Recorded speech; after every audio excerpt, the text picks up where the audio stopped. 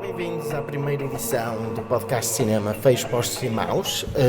Este é um podcast mensal que se propõe debater várias ideias sobre filmes que estão em exibição comercial em Portugal, mas também focado até certo ponto em conteúdo distribuído em plataformas digitais, conteúdo disponível em televisão. Queremos falar de cinema de uma forma em geral. Este podcast será produzido entre o Porto e Lisboa e será, acima de tudo, orientado por mim, Fernando Vasquez, diretor de programação do FES Novos Realizadores Novo Cinema, e pelo Jorge Pereira, que está aqui comigo, diretor da Cinema.net, um site de cinema, provavelmente o site de cinema em Portugal com mais impacto. Esta edição especial está a ser gravada no Festival de San Sebastián, na 77ª edição do festival. Este é um dos clássicos do circuito internacional de festivais, um dos momentos mais marcantes do ano. Esta é a primeira vez que o Jorge está neste festival, por isso a melhor maneira de começarmos é perguntando aqui ao Jorge o que é que ele acha desta primeira experiência. Eu acho que, acima de tudo, uma das coisas que eu reparei neste festival é que as pessoas gostam mesmo de cinema. Pois. Aqui. Nós vemos sessões como do Takashi Miike, com pessoas de todas as idades, de crianças a pessoas idosas, a rirem à gargalhada. E isso para mim é fascinante, é uma coisa que, ou ter uma fila com 500 metros para ver o filme de uma cineasta polaca, é qualquer coisa que neste momento eu não vislumbro em Portugal. E às vezes há chuva e tudo. Exatamente, as pessoas vivem realmente com uma grande intensidade aqui a cultura e isso é fascinante. É, sem dúvida, eu já venho há vários anos aqui ao festival e este sempre foi, de todos os festivais internacionais, destes de grande impacto, destes clássicos, sempre foi daqueles que mais me pareceu que a cidade muda verdadeiramente durante a semana. Já tive aqui situações, eu recordo-me no primeiro ano em que vim, todos os dias de manhã costumava passar pelo talho só para ir comprar fiambre e queijo, só para fazer umas sandes, e recordo-me de um dia chegar ao talho e ter um sinal de manhã a dizer fui a uma sessão de cinema, o talho está fechado, volta a reabrir ao meio-dia. E nesse mesmo dia apanhei um táxi no final da noite e o taxista me perguntou-me imediatamente, quando viu a minha acreditação, que filme é que eu tinha visto, e estava pronto para debater o filme que também tinha ido ver esta manhã. Isto é, toda a cidade acaba por mudar e viver intensamente este festival. Já para não falar na forma como eles participam nas sessões propriamente ditas. Este ano a sessão do Parasite foi fantástica, as pessoas a bater palmas do princípio até ao final, e isso acontece com bastante frequência. E os pequenos rituais, como aquele bater de palmas no início, cada vez que dá tipo os créditos iniciais do próprio festival, as pessoas acompanham o ritmo da música com palmas, ou seja, é realmente um povo que vibra com este evento cultural. Já para não dizer que é uma cidade fantástica para isto. De todos os festivais, uma das grandes vantagens que existe aqui é que esta cidade é fantástica e é provavelmente uma meca culinária. Uma desgraça, exatamente. Come-se tanto comida como filmes. É sempre uma experiência a esse nível também muito interessante. Outro ponto que eu também gosto muito, de uma sala em particular, que é a sala da principal, onde acontece a maioria das sessões de imprensa e de indústria. Eu gosto em particular porque, primeiro, toda a gente que lá está, em teoria, é cinéfilo puro e duro, e a saída da sala tem um cruzamento muito apertado, onde toda a gente acaba ali um bocado empacotada, e acontece com muita frequência. Eu recordo-me de uma sessão em particular do Enemy, do Denis Villeneuve, que é um filme que tem um final assim impactante, digamos, e recordo-me perfeitamente de sair para aquele cruzamento e ver uma multidão de caras confusas, sedentas por falar em cinema. Este ano voltei a ver isso com a sessão do Patrick, do Gonçalo Waddington, e se calhar até aproveitamos este mote para começarmos a falar de filmes propriamente dito e começar logo pelo filme português que está aqui em competição. Se calhar, Jorge, podes tu explicar-nos um pouco sobre este enredo? O Patrick é um trabalho que o Gonçalo Waddington está a desenvolveu há vários anos, passou por várias fases o guião.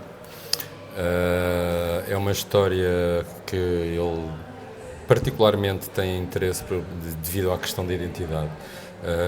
Neste caso temos um jovem rapaz que, após ser detido em Paris, um jovem rapaz que se chama Patrick, que depois de ser detido em Paris, a polícia vem a descobrir que ele tinha sido raptado há vários anos atrás em Portugal. Ainda enquanto criança.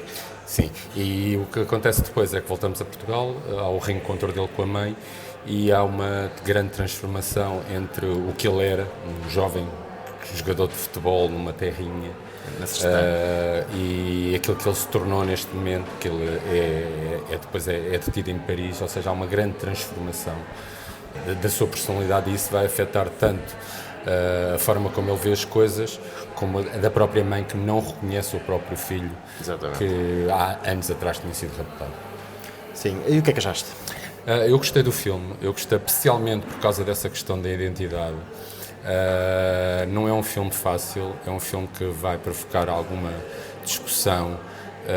Já provocou, sim, exatamente, provocou já bastante divisão de opiniões. É um filme que realmente teve bastantes reações mistas, mas é um filme que não se limita a gerar consensos. É um filme que arrisca, é um filme que não entrega as respostas e que prefere que o espectador vá preenchendo os espaços que o próprio realizador, o Gonçalo, vai deixando, e por isso mesmo é que eu acho que é uma mais-valia, sinceramente, para o nosso cinema, que este ano tem tido um ano fantástico. Sim, eu confesso que tenho uma relação um bocado problemática com o filme. O filme tem muito de brilhante, é provavelmente o melhor filme português que vi o ano inteiro, ou pelo menos aquele que mais desperta uma emoção em particular. Ao mesmo tempo, eu acho que este filme podia ser absolutamente brilhante. No entanto, tem ali uma outra falha que são demasiadamente perturbadoras para que isso seja possível. Mas primeiro deixa-me já agora falar sobre o que é que eu acho de positivo no filme. Começava logo a falar da fotografia do Vasco Viana. O Vasco Viana é um dos segredos do novo cinema português. Ele tem trabalhado muito com a Salavisa e uma data de outros cineastas. E nota-se o cunho dele. Tem um carimbo muito especial. E este filme vive muito do trabalho de fotografia. É uma câmara que flutua com muita facilidade e que está constantemente a par do estado de espírito do protagonista, do Patrick. Sim, e faz bastante bem a transição da Paris urbana para o Portugal do interior, e acompanha também o estado de espírito das personagens e as cores. Exatamente, as cores são muito importantes neste filme. Destacava também aqui em particular o papel do Hugo Fernandes. O Hugo Fernandes representa o Patrick, que é uma personagem muito misteriosa, difícil de ler, claramente perturbada. Há aqui uma palavra que tu não mencionaste e que até certo ponto vai abrir o filme em demasia para quem ainda não o viu. Mas o filme, no fundo, um dos temas do filme é o abuso sexual infantil, ou pelo menos é isso que é deixado no ar. E de facto, todo esse mistério, esse caráter enigmático da personagem, e que está muito bem representada pelo Hugo, está completamente dominada por esse facto. Destacava aqui também a Alba Batista. A Alba, eu já há bastante tempo que acho que a Alba é daquelas jovens atrizes nacionais que mais potencial tem. É uma jovem esperança. Sim, eu já tinha gostado muito dela nos Caminhos Magnéticos, do Edgar Pera, embora tenha tido um papel muito secundário. E ela neste filme é a verdadeira fonte de energia. O papel dela é o papel da prima e amiga de infância do Patrick, que regressa também à Sertã para ajudar o Patrick a abrir-se um pouco. Sim, ela é um pouco a sua luz. Exatamente. É uma luz. E acabam por criar uma empatia e uma sintonia muito interessante no filme, e muito diferente da relação com todas as outras personagens. Tu falaste aqui na questão da identidade, e assim é o tema central. Eu acho muito curioso a forma como o enredo utiliza as línguas. O Patrick fala muito francês. Sim, é uma questão interessante, porque o próprio Gonçalo Waddington escolheu um ator luso-francês. Exatamente. Que ele próprio me disse depois numa entrevista que esta participação num filme português é, entre aspas, única, porque ele vai-se continuar a dedicar ao mercado francês. E, portanto, aí também, no próprio ator em si, existe a questão da identidade, ser francês e português simultaneamente. E há essa diferença, não sei se reparaste nisso, é que o nome verdadeiro da personagem é Mário, ou o nome original, e ele ao longo do filme, principalmente nos momentos em que está em Portugal, está ali sempre a deambular entre o português e o francês, exatamente, com estados de espírito muito diferentes em cada uma das línguas. Não sei se partilhas dessa visão. Sim, não, acima de tudo é um filme que está sempre com ambiguidades. Pois. Em todas as personagens, na mãe dele também existem essas ambiguidades, porque está à espera do filho dela, está à espera do Mário e aparece-lhe o Patrick. A Alba, neste caso específico, é a luz. Ele há uma certa altura que diz mesmo que não se lembrava dela quando ela era pequena, nem da mãe dela. E ela é uma espécie de luz para este novo mundo, que é o mundo antigo que ele não se lembra.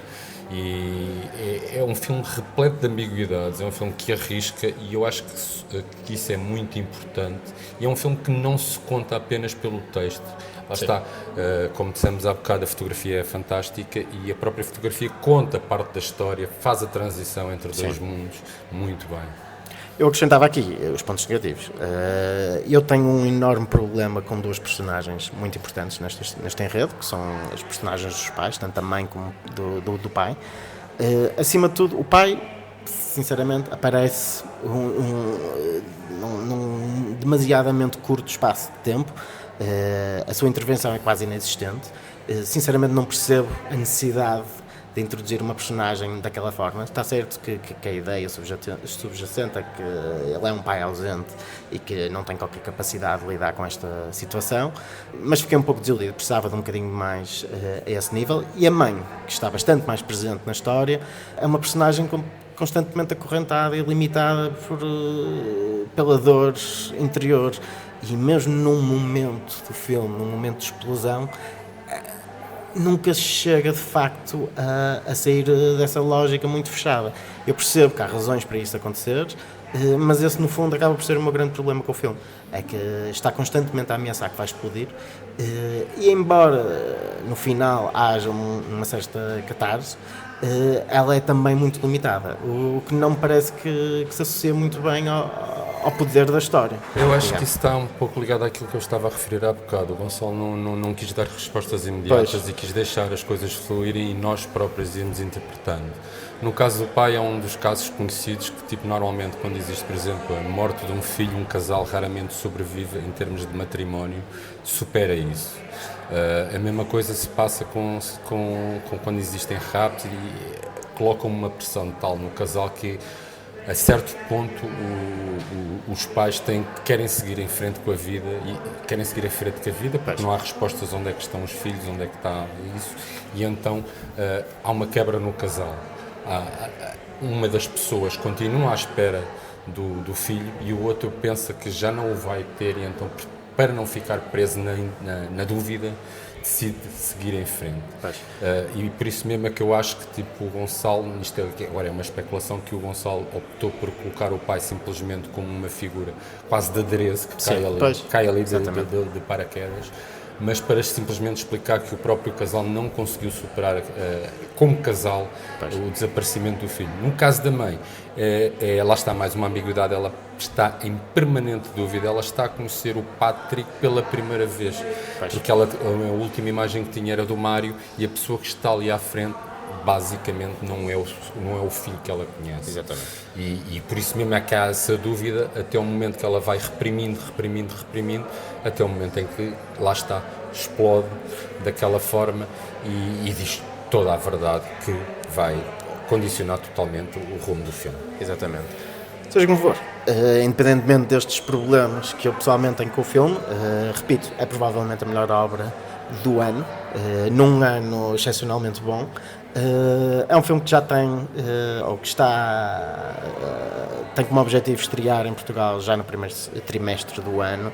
Isto é, muito em breve em Portugal será possível ver este filme, espero que ninguém o perca. É sem dúvida uma das obras mais essenciais dos últimos anos. Já agora aproveitava para dizer que este barulho de fundo é o barulho do Cursal, da grande central do Festival de San Sebastián. Esperemos que nos consigam entender apesar deste barulho de fundo. Com isto, falando em barulho e falando em estarmos aqui empacotados num cantinho do Cursal, vamos falar de um filme também que tanto eu como tu gostamos bastante. Um grande filme. Uma das grandes obras da competição oficial do festival deste ano, A Trincheira Infinita. É uma produção espanhola, realizada por três grandes nomes do cinema basco: o Aitor Arregui, o John Garanho e o Gonega. Peço desculpa. Estes três realizadores na realidade já trabalham em conjunto há muito tempo, não necessariamente dentro deste modelo de co-realização, mas tanto como argumentistas ou realizadores. Eles fizeram dois dos grandes títulos do cinema basco dos últimos anos: o Loreac, que foi um filme que teve um impacto tremendo aqui há uns anos atrás aqui no festival, e o Gigante, que foi o grande vencedor dos Goya no ano passado, e que teve distribuição em Portugal. Eles agora regressam com um filme que aborda provavelmente o tema o maior tabu da cultura espanhola, que é a Guerra Civil Espanhola e a ditadura franquista. O filme retrata ou reflete a realidade de vários casos de vários ex-combatentes ou militantes de esquerda ou republicanos da Guerra Civil que sobreviveram à guerra, mas que depois tiveram que viver durante décadas escondidos em casa, em esconderijos improvisados, neste caso numa cave e depois mais tarde entre 4 paredes falsas. E descreve não só o drama dessa personagem do Higino, que passa, se não estou em erro, 30 anos fechado, sem estar em contacto com o mundo exterior, e todo o processo de declínio mental que inevitavelmente isso provoca em qualquer pessoa, mas também toda a luta da família, acima de tudo da mulher, da Rosa, que tem que lidar com todas as consequências da guerra e, acima de tudo, do facto do marido ser um fugitivo e, no entanto, tem que manter toda aquela farsa durante tanto tempo, e o impacto que isso tem na relação, obviamente, que é absolutamente gigante. Enfim, Jorge, o que é que achaste do filme? Eu gostei bastante do filme, acho que é um dos filmes mais importantes. Convém referir que há 2 filmes com a temática Exatamente. do Franco, do General Franco e da Guerra Civil e da ditadura neste festival, ao do Alejandro Amenábar, Mientras dura la guerra, Exatamente. que é um filme completamente académico que mostra um pouco os eventos que aconteceram em Salamanca em 1936 e é um filme mais histórico, mais caricatural, e que acho que não é tão bem conseguido como este, que é muito Embora mais... seja uma grande produção, não é? Uma das grandes apostas do cinema espanhol. É uma grande produção e é sem dúvida nenhuma um filme que deveria ser feito. É um filme muito importante, mas não é um filme de todo conseguido em termos cinematográficos. Cai demasiado nos lugares comuns, na caricatura das figuras que relata, e por isso mesmo não achei tão interessante como este La Trincheira, que é uma história mais pessoal, mais íntima, e que ao mesmo tempo também acaba por ser a história de um casal que partilha a mesma casa, mas que não estão verdadeiramente juntos, porque ele está completamente escondido dos guardas. Não pode aparecer de qualquer das maneiras, porque senão o mais provável é ser morto.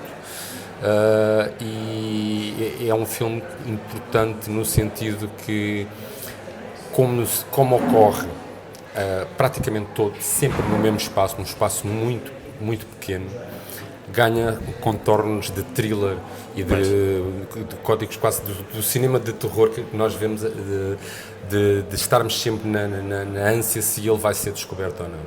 E portanto é um filme que entra também, apesar de ser completamente um drama, tem assim uma tensão do cinema de género. Exatamente. Que como os outros filmes dele já tinham. Sim. O Ândia exatamente tinha sim. exatamente essa tensão, e portanto é um dos filmes mais conseguidos deste festival. Sim, aliás, esse é exatamente o ponto que mais me interessou no filme, o facto de como é que ele consegue começar como um drama histórico, partir para um thriller político e depois ainda ter assim uns ecos de thriller psicológico e acabando num drama humano, que no fundo é essa a história. Obviamente que já referiste aqui que este filme acaba por ter um impacto em particular por se tratar de uma história que a sociedade espanhola ainda não conseguiu verdadeiramente abordar, toda esta temática da Guerra Civil e das consequências da Guerra Civil. O filme tem outro ponto interessante, a meu ver, é extraordinariamente longo e penoso, não é fácil ver este filme. É extremamente claustrofóbico e joga muito com esta ideia da claustrofobia, de estar fechado em 4 paredes e de inevitavelmente sofrer um declínio psicológico, não só a personagem, mas também a própria audiência sofre um pouco com isso. Parece-me que foi esse um dos objetivos e foi muito bem conseguido. Há também que realçar aqui o papel ou a forma. Uma das coisas mais interessantes que eu encontrei no filme foi a forma como a ditadura de Franco e as forças franquistas imprimiam a sua autoridade, não tanto de uma perspectiva de violência gráfica, embora isso também exista principalmente no princípio do filme, mas acima de tudo da violência psicológica. Há um momento impressionante em que as tropas entram por dentro de casa e tiram todas as cortinas e obrigam a Rosa, a mulher, a ter sempre a porta aberta, porque eles desconfiam que o marido ainda está presente em casa. Lá está, porque era uma situação relativamente frequente, e essa forma de agressão é só nesse momento que a Rosa acaba por se desmonerar psicologicamente. Ela consegue sobreviver a quase tudo. Há sempre ali, por exemplo, uma certa tensão, um certo perigo de violação do corpo dela. Fica subentendido que ela própria, num momento de interrogação, foi abusada, foi seguramente abusada fisicamente, porque dá para ver as marcas na cara, no corpo, mas é acima de tudo quando a pressão psicológica assume esse nível que ela acaba por quebrar. E achei muito curioso essa forma como eles escolheram esses pequenos detalhes para transmitir a verdadeira natureza do franquismo. Sim, acima de tudo é uma história que nós já conhecemos no sentido dos fascismos, acima de tudo venderem a cultura do medo. Exatamente. Imporem o medo e, portanto, lá está, isso gera aquela tensão constante, essa cena que tu referiste das cortinas, claramente é um dos momentos mais tensos. Há outros, mas é a imposição desse clima de medo em que não sabes qual dos teus vizinhos pode ser um informador do regime. Essa tensão constante é uma mais-valia para um filme que tem ainda uma curiosidade, uma decisão dos realizadores em dividi-lo por separadores, com uma palavra que define o que nós vamos ver a seguir, mas que não explica exatamente, ou seja, é uma única palavra que define o que é que vamos assistir a seguir, mas que não é todo explícita e, portanto, a viagem, como disse, uma viagem longa, o filme tem 2 horas e meia, eu penso que sim. E quase todo passado dentro de 4 paredes, exatamente. Torna a experiência ainda mais penosa. É fabuloso porque nós não notamos assim tanto a passagem do tempo. Pois. Eu acrescentava ainda, outro ponto, eu não sei se reparaste, nós fomos à mesma sessão, não sei se reparaste nos risos nervosos. Há um momento muito engraçado em que a mulher, a Rosa, acaba por comentar a surpresa que teve ao ver o General Franco a falar pela primeira vez na televisão. Ela refere que sempre que ouvia na rádio, obviamente sentia, nunca tinha conseguido associar a cara à voz e quando finalmente teve essa oportunidade achou que o resultado era absolutamente ridículo, e o impacto e o medo que ela sentia em relação ao Franco acabou por ser destruída até certo ponto. Sim, dissipar-se um pouco. Eu já não me recordo ao certo o que é que ela chamou até. Ela diz que, se bem me lembro, ela diz que o corpo e a voz não entre aspas, não rimam, e que ele parece uma mulher com uma peruca a falar. Exatamente. E isso, lá está, isso gerou um riso muito miudinho. E é engraçado, com todos os meus colegas e amigos espanhóis com quem falei aqui, toda a gente me vem falar disso. É a primeira vez que tinham visto num filme o Franco ser ridicularizado daquela forma, de uma forma séria, e de uma forma que, pelos vistos, até acaba por refletir bastante ideias da altura desse período. Sim, é importante, acima de tudo, aqui referir uma coisa. Este filme, lá está, revela a tal abertura de Espanha em termos cinematográficos para falar de temas como o General Franco e a ditadura, que é um tema muito, muito complicado. E vem em paralelo a outro tema que já está a ser falado com mais à vontade em termos de cinéfilos, que já vem de há uns anos para cá, que é a ETA. Ou seja, a Espanha tinha muitos temas que, entre aspas, tabu, que não chegavam ao cinema e que estão a chegar cada vez mais. Se tu vis aí pela cidade, há uma série que vai estrear brevemente aqui, ou se já estreou, não sei, da Movistar, que é sobre a ETA, e portanto Espanha está a abrir-se para todos os seus temas tabus.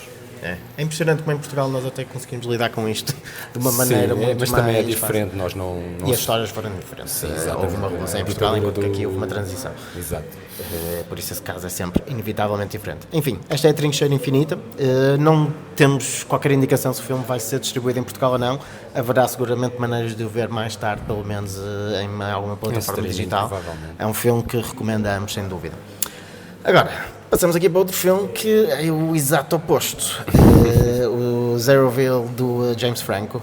Jorge, eu nem me atrevo a tentar explicar este filme, mas atreve-te tu. Eu tenho praticamente a certeza que este filme vai se tornar um filme de culto. Mas é um daqueles filmes que, um pouco como ele pegou no The Room para fazer o Disaster Artist, exatamente. Eu acho que daqui a uns anos vamos falar deste filme. É um filme que realmente mostra que James Franco é uma pessoa irreverente em Hollywood e tem ótimas intenções em tentar abanar com o sistema e não fazer um cinema consensual. O problema é que ele aqui mete-se por uma Hollywood pós anos 70, ali, final dos anos 60, 70, inunda o filme de referências cinematográficas, Montgomery Clift, Elizabeth Taylor, Sunset Boulevard, por aí fora, Dreyer, por aí fora, só que dá a sensação que não tem pernas para andar, ou seja, não tem ainda o estofo necessário, a maturidade para conseguir fazer um filme. E depois cai num erro que é um erro um pouco infantil, que é ir buscar as tropas dos filmes de comédia do Judd Apatow e coloca-os a fazer exatamente os mesmos papéis, ou seja, nós temos uma sensação de déjà vu tremenda, desde o Seth Rogen até o Will Ferrell, a Megan Fox a fazer claro, mais uma vez um símbolo sexual. E nada acaba por resultar bem neste melting pot de referências que se autodestrói, apesar de permanecer a irreverência do Franco. Claro. Eu acho que o filme, eu confesso que entretanto, como estava a dizer há bocado, o filme entretanto até cresceu ligeiramente em mim. Eu acho que acidentalmente ele acaba por tocar em vários aspectos interessantes. Acima de tudo, esta questão da história do cinema e esta visão de Hollywood, que, como tu disseste há bocado, que é uma espécie de seguimento natural do filme do Tarantino, que acabou de estrear, embora os filmes sejam incomparáveis e são bichos totalmente diferentes. Dito isto, o filme é uma confusão do princípio até ao fim. A presença do próprio James Franco, que é o ator principal, é terrível. A performance dele, eu senti que o mesmo desconforto que senti quando o vi a apresentar os Oscars. Tal e qual. A postura dele permanece a mesma. Quando sabemos que ele é capaz de representar, sério, a performance dele no Spring Breakers é absolutamente sensacional. Uma das melhores performances que vi nos últimos anos em Hollywood. No entanto, aqui não se traduz nada disso. Confusão que existe no enredo também existe na própria representação. O mesmo se aplica ao Seth Rogen e a praticamente toda a gente, inclusive o Gus Van Sant, que aparece no final, sem grande razão para existir. É um cameo daqueles que, tipo, o Gus Van Sant já participou em imensos filmes, cameo até do Kevin Smith, no Jay Silent Box, se não me engano, a contar notas, para fazer o Bom Rebelde 2, uma daquelas momentos de paródia.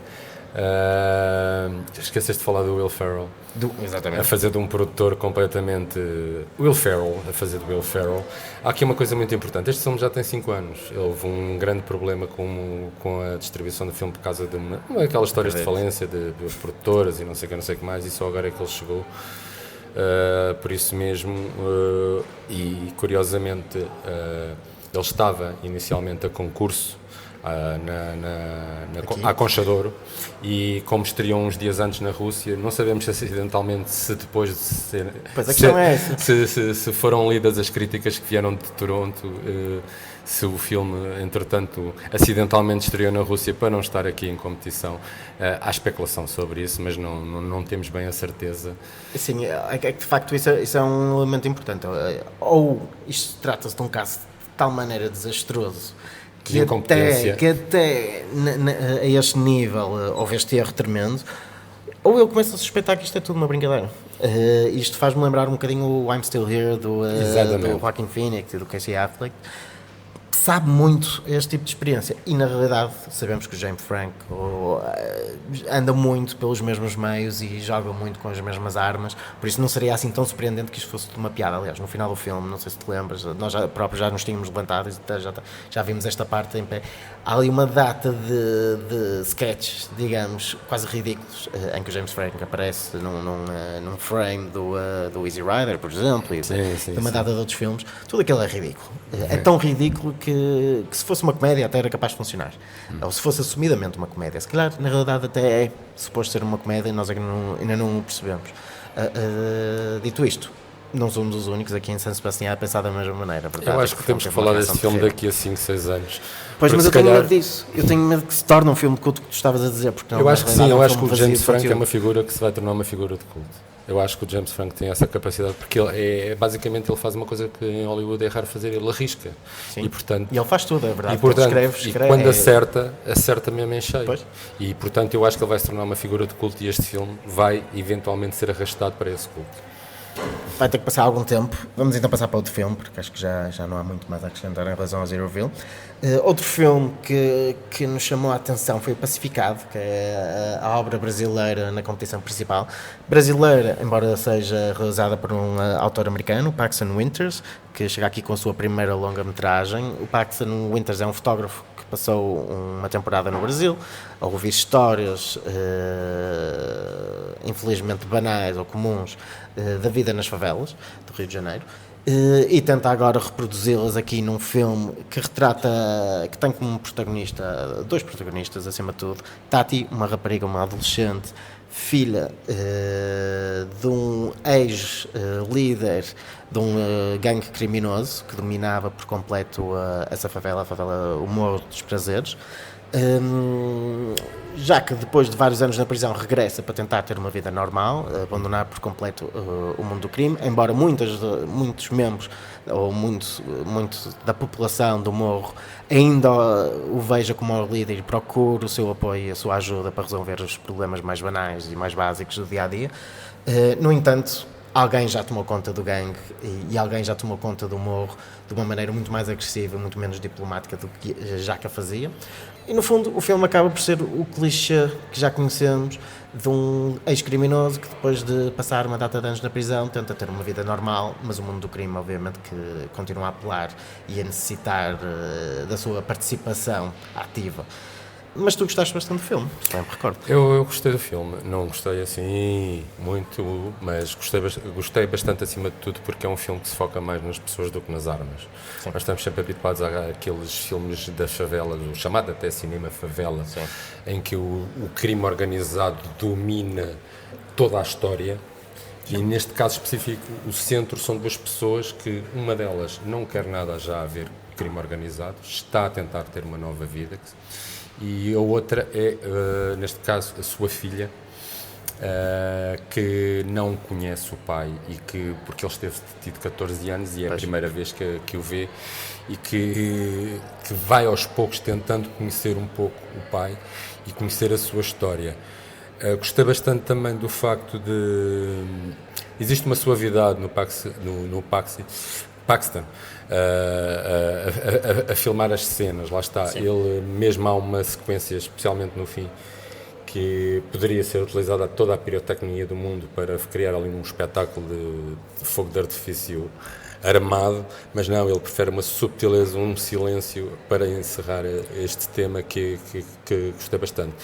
É sempre o problema, quando fazes um filme dentro de uma favela, cai sempre no problema dos problemas locais, e esses problemas existem, são falados, e claro, nós já os vimos 50 vezes no cinema. Pois, é exatamente esse o meu problema com o filme. Estou contigo. De facto, aquilo que se calhar é mais relevante no filme é mesmo a fotografia. Lá está, nota-se que ele vem de um background ligado à área. É provavelmente todos estes filmes de favela é o mais bonito, visualmente, ou dos mais bonitos, de ser é sempre um bocado perigoso, não é? Mas, sem dúvida que isso é um dos apelos do filme, mas eu achei tudo um pouco demasiado superficial, inclusive algumas das performances. Eu percebo esta lógica que tu estás a dizer do silêncio, e o silêncio joga um papel muito importante, é provavelmente o menos barulhento dos filmes das favelas, e isso sim torna até certo ponto esta experiência interessante. Mas aquilo pareceu-me um recital de clichês do género. Eu acho que acima de tudo há um grande problema no filme, que ele tenta falar demasiados temas ao mesmo tempo. Também é possível, sim. Desde a transfobia até à toxicodependência, passando pelo crime, passando pela gravidez adolescente, a disfunção erétil. Nós temos tantos problemas, a depressão. Há demasiados temas no filme, e num espaço de 2 horas teria que resultar em algo superficial, como tu dizes. E uma das coisas que eu também tenho curiosidade em descobrir é como é que este filme vai ser recebido no Brasil, em particular. Inevitavelmente, isto é a visão, embora seja co-escrito com um brasileiro, inevitavelmente esta é a visão do americano do que se passa no Brasil. E isso tem sempre um perigo. Sim, mas e parece-me que se reflete no filme, não achas isso? Ou não concordo? reflete-se parcialmente, porque no fundo temos uma produção do Darren Aronofsky. Exatamente, não mencionamos isso. Que por trás, ou seja, tem a 20th Century Fox, neste momento Disney, na verdade isto é um filme da Disney neste instante. Um filme de favela, pela Disney. Tem a imagem de produção dos Estados Unidos, tem uma imagem de produção, tem aquele, entre aspas, um filtro de produção dos Estados Unidos. E obviamente que muita gente provavelmente vai dizer que é um chamado filme feito por um gringo. Inevitavelmente. Sejamos honestos. Ok. Então, está-se-nos a acabar o tempo, por isso vamos ainda tentar falar um bocadinho sobre o La Vérité, do Coreda. Este filme estreou há umas semanas atrás no Festival de Veneza e chega agora aqui, e também passou pelo Festival de Toronto e está agora aqui em São Sebastião, fora de competição. É um filme que eu também tenho uma relação muito ambígua, mas talvez, Jorge, podes explicar tu o contexto do filme? Primeiro é o primeiro filme que o Coreda realiza fora do Japão. Escolheu a França, escolheu dois grandes nomes do cinema francês, a Catherine Deneuve e a Juliette Binoche. Para além disso, encontramos também o Ethan Hawke, num papel secundário e onde não tem assim grande destaque. Mas, acima de tudo, é um filme que se joga pela postura de Catherine Deneuve, que domina domina completamente as cenas.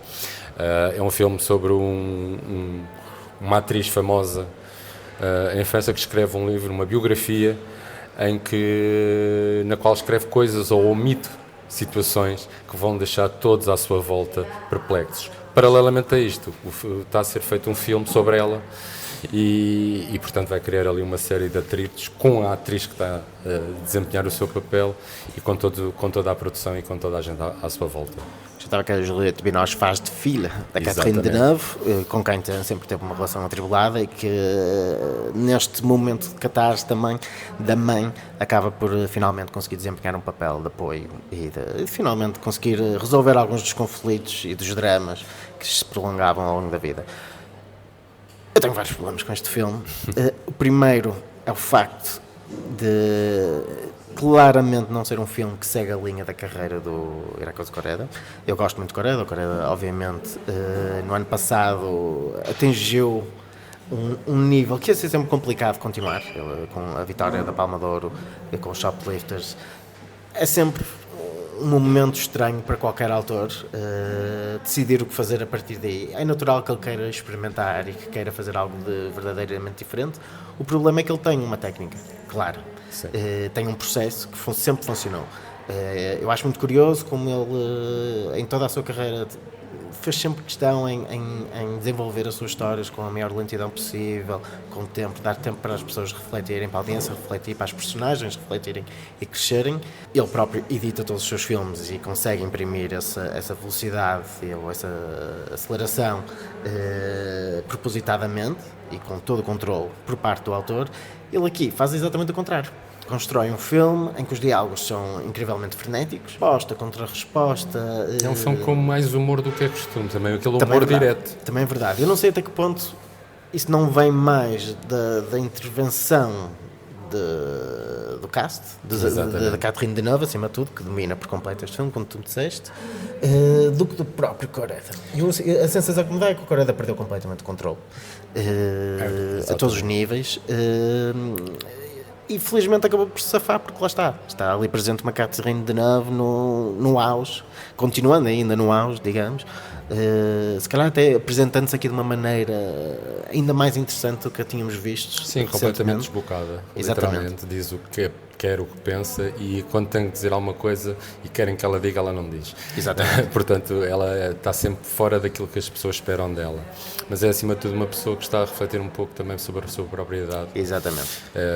O que torna um filme interessante. Torna interessante. Há aqui aquele tema comum dos filmes do Coreda, que é a família, o sentido da família, e neste caso estamos todos a falar de uma família. Há a criança também, que é fascinante. Exatamente. Como em quase todos os filmes de Coreda temos uma criança.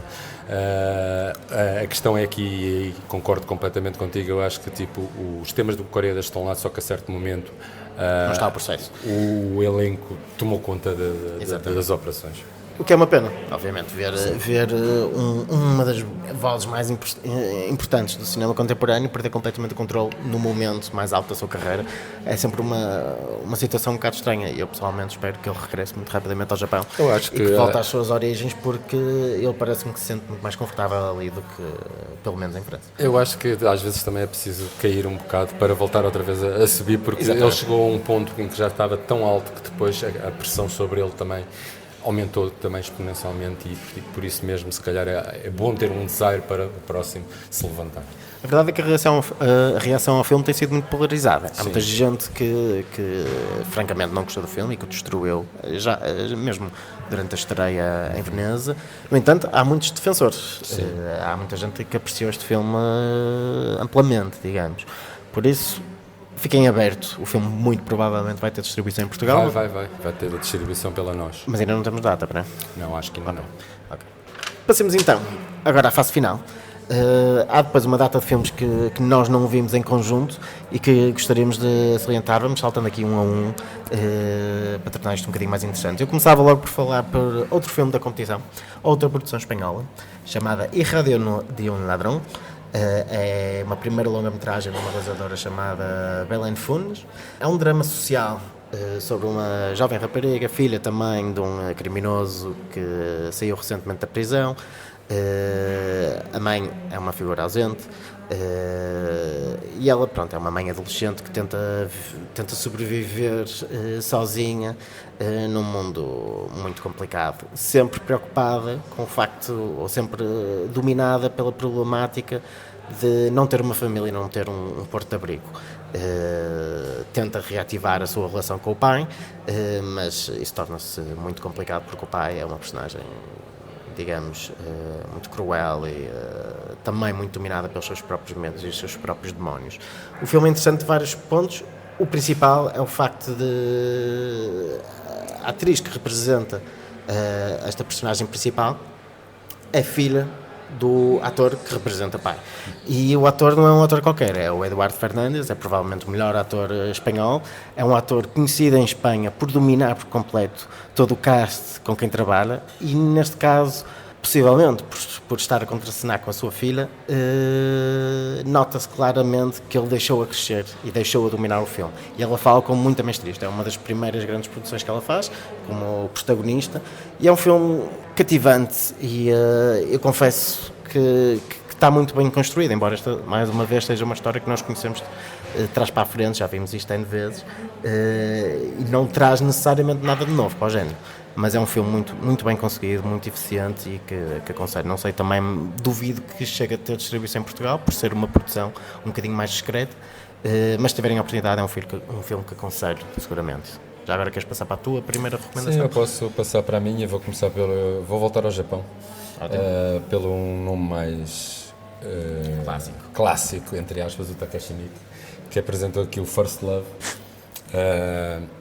Uma história que... um filme que ainda não estreou no Japão e que o Takashi Miike nos avisou a nós para não falarmos muito sobre a história e para o vendermos como uma história de amor, mas claro, é o Takashi Miike, portanto temos ali Yakuza por trás, temos muita ação, temos cabeças a rolar e acima de tudo existe bastante humor. Eu tenho que dizer que em 3 ocasiões diferentes tentei levantar um bilhete para o filme e nunca consegui. É um filme que tem muita procura aqui. Exato, eu consegui ir logo na primeira sessão, que teve uma apresentação do próprio realizador, e foi qualquer coisa de fascinante, porque ele teve a explicar alguns dos processos. Uma das coisas curiosas é que a certo momento do filme há uma perseguição automóvel, só que essa perseguição, em vez de ser em termos normais, passamos para cinema de animação, e ele explicou que realmente uma das coisas curiosas que ele explicou é que neste momento já não existem muitos duplos especialistas em cenas automóveis no Japão, e que a maioria deles têm 50, 60 anos e que já lhes dói as cruzes e essas coisas todas, e que por isso ele achou mais fácil fazer a sequência em animação. Ótimo. Já agora, eu passava já para o próximo filme, estamos mesmo a acabar. Embora tenha que fazer uma confissão, eu não vi este filme aqui. Fui levantar bilhete, mas não fui ver. Na realidade, eu já o tinha visto noutro festival, mas por estar aqui tenho que aproveitar esta oportunidade para mencionar, que é o Monos, do colombiano Alejandro Landes. Isto foi um dos grandes vencedores do Festival de Sundance deste ano. O filme, infelizmente, desde então tem andado assim meio perdido no circuito de festivais em secções secundárias, por isso, até em Portugal, praticamente não se ouve falar desta obra. Na minha opinião, é o melhor filme do ano. Claramente. Basicamente, esta é a história de um pequeno grupo de adolescentes que se alistaram numa guerrilha colombiana, que supomos que seja algo idêntico às Farc, e que estão a passar um processo de treino e que ficam responsabilizados por tomar conta de uma diplomata americana que foi raptada pela guerrilha, isto tanto nas montanhas como na selva colombiana. E depois, o filme acaba por se tornar rapidamente uma espécie de Apocalypse Now, adaptado à realidade colombiana, onde este grupo de jovens perde completamente o sentido de bom senso da realidade e que aos poucos entra na insanidade total. O filme funciona muito numa perspectiva sensorial, tanto a nível de visual como a fotografia absolutamente extraordinária, mas acima de tudo a nível sonoro. O filme tem uma banda sonora da Mica Levi, não sei se recordam da banda sonora do Under the Skin, do Jonathan Glazer, foi feita pela Mica Levi, que na altura até ganhou o BAFTA por esse trabalho, e volta aqui a fazer uma banda sonora absolutamente assombrosa e que joga um papel importantíssimo neste filme. Eu espero ainda este ano conseguir falar mais sobre este filme. Este filme tem também, terá distribuição em Portugal, não sabemos exatamente quando, mas fica aqui já a ressalva Monos, grande filme do ano. Eu passo agora para um filme canadiano, assinado por Louise Archambault. É uma nova obra da realizadora de Gabriel, que há uns anos atrás deu o que falar, e eu destaco porque é um tipo de cinema que nós já não estamos habituados.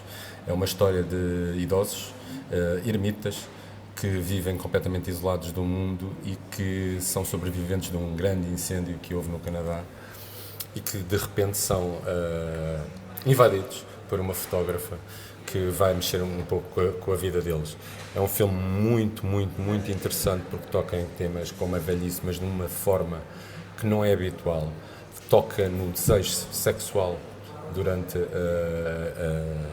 a velhice, e é um filme feito com uma candura, com uma subtileza tremenda, que se propõe a abalar um pouco o júri aqui do Festival de San Sebastián. Eu não me admira nada que este filme não saia daqui premiado. Eu acho que ele vai sair premiado. Eu confesso que não vi ainda, mas estou com curiosidade agora. Il pleuve oiseau, é o nome dele. E eu acabava também a mencionar, isto é uma menção óbvia, e na realidade isto já vem do Festival de Cannes, só agora que tive a oportunidade de o ver, que é o Sorry We Missed You, do Ken Loach. Mais uma vez o processo habitual de uma história de realismo social, desta feita sobre um homem que passa a trabalhar como freelancer de transporte de mercadorias dentro de uma lógica idêntica à lógica da Uber, com todo o impacto que isso depois acaba por ter tanto nele como na família. Mais uma vez, parece-me que o Ken Loach, com a idade, está a ficar mais focado. Tentem descrever cada vez menos temas e focar-se acima de tudo num princípio, e este filme é extremamente eficiente, tão bom como o I, Daniel Blake. E o I, Daniel Blake já era um filme extremamente no alvo. Será seguramente mais um dos grandes êxitos do ano também. Eu sei que isto é batota, que nós tínhamos dito só 3, mas eu vou meter aqui muito rapidamente outro, que é o Landromat, do Steven Soderbergh, que foi uma surpresa para mim. É um filme que retrata todo o escândalo dos Panama Papers e da crise financeira de 2008 da maneira mais louca possível. A história em si já é louca, porque é tão descarado, todo o escândalo é tão descarado, que não havia outra maneira de o fazer. É um filme difícil de acompanhar, extremamente colorido, extremamente louco. É um filme da Netflix, estará em Portugal muito em breve. E eu agora vou fazer a última recomendação, que é o Les Milieux d'Horizon, que teve aqui estreia mundial. É um filme da Delphine Lérissé, baseado numa obra do Roland Bouty. É uma história passada nos anos 70, mas que tem grandes contornos biográficos em relação à realizadora. É a história basicamente de uma família em que a chegada de uma amiga da mãe, neste caso, que é interpretada pela Letícia Casta, que é a Nicole, essa amiga chega e claramente a Nicole, neste caso a Letícia Casta, abandona a família e segue com a sua amiga para ter uma relação. Isto num ambiente de seca extrema de um território em que basicamente eles passam o tempo todo à espera, na ânsia que caia chuva para poderem ter o seu rendimento, e quando a chuva cai é o desastre total, porque é uma chuvada de tal ordem que abana com toda a família e destrói as plantações e os animais. É, acima de tudo, mais uma história coming of age desta realizadora, e é uma história que sem dúvida nenhuma merece uma atenção especial, especialmente pelas interpretações. Acho que está tudo muito bem conseguido e lá está, existe um caráter muito biográfico da própria realizadora nesta história, ela mesma, que já foi casada e que também se divorciou para ficar com uma mulher. Ótimo, obrigada. Acaba assim a primeira edição então dos Feios, Porcos e Maus. Voltamos em outubro, já em plena época alta de lançamento das grandes obras do ano nas salas comerciais. Isto é, vamos voltar para falar sobre algumas das estreias do mês de outubro e vamos voltar também para falar sobre o DOC Lisboa. Aliás, a edição será gravada já durante o início do festival, por isso subscrevam. Procurem-nos, mandem-nos ideias, mandem-nos comentários, ficamos então à vossa espera.